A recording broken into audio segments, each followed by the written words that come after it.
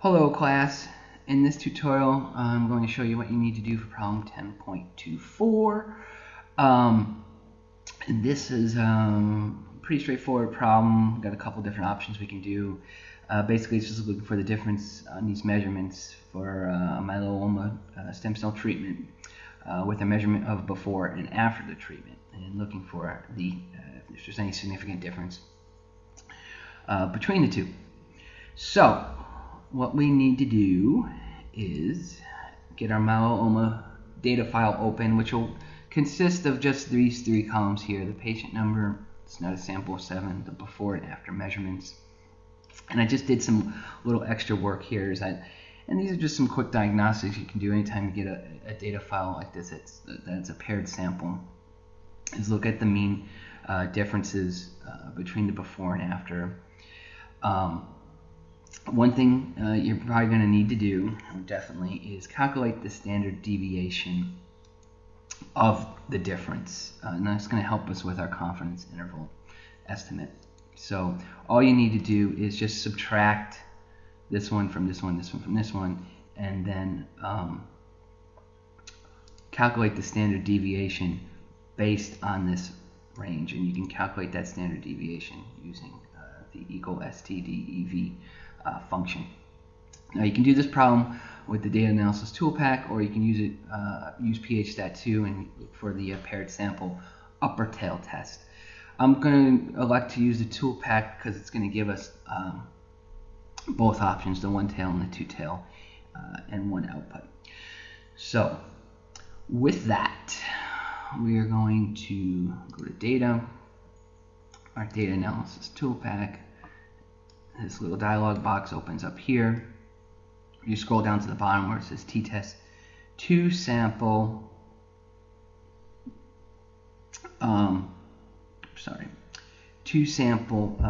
paired t-test.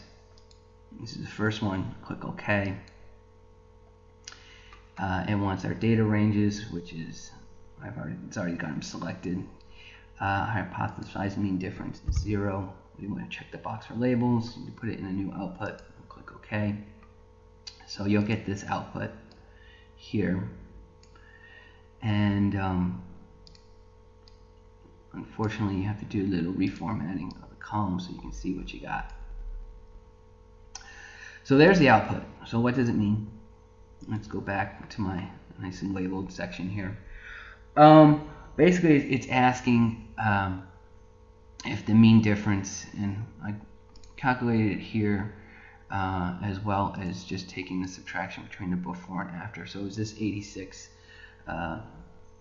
enough to say that there is a difference? And so this is, we're interested in the one tail test because the question is asking if there is a difference as a function of time. And well, yes, there is a difference of 86, but is it statistically significant? And it's not. It's barely reaching the cutoff of 0.05. You can see here on the one tail test it's 0.057.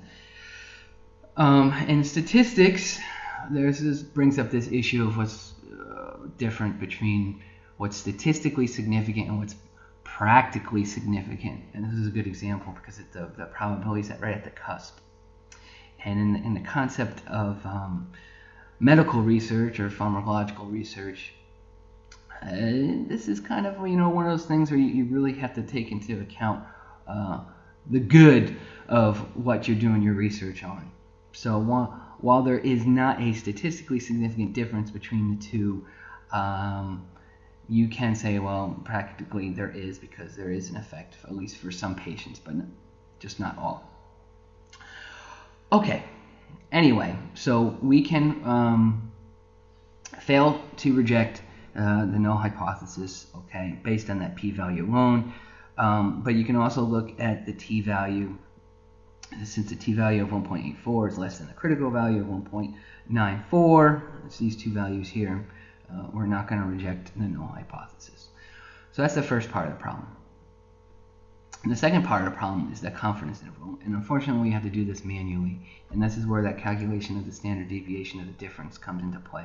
So with this number, our mean difference and our t-value for the two-tail, we can just plug in the numbers into this formula here, which is the mean for the confidence interval. It's the mean difference plus or minus t times the standard deviation of the difference divided by the square root of n. So with that, to do this all in Excel, I just kind of tried to break it out a little bit. So I took the standard deviation value, which is I calculated from up here, and I just put it in this cell. I took the the square root of 7, which is our sample size, is right here, so that's 2.64, and I calculated, just did the division. So here's the value for this particular part of the equation, the 47.75. So all we need to do now is just some simple arithmetic. So here, this particular value of 114 is the t value, 2.4469, times this value here, which is the result of that. And then hopefully this all makes sense to you. You have to do this, you get the intervals here for the upper and lower limit. I just took this particular value here for this part of the equation and subtracted it from the mean, and I get negative 0.2826. And then I did it again. I took the mean and added it to this particular value, and this gives me the upper value of 200.5. So there's our confidence interval estimate. Yes, it does. The mean difference does fall within that, but like I said, our statistics show it's not statistically significant. So that's it.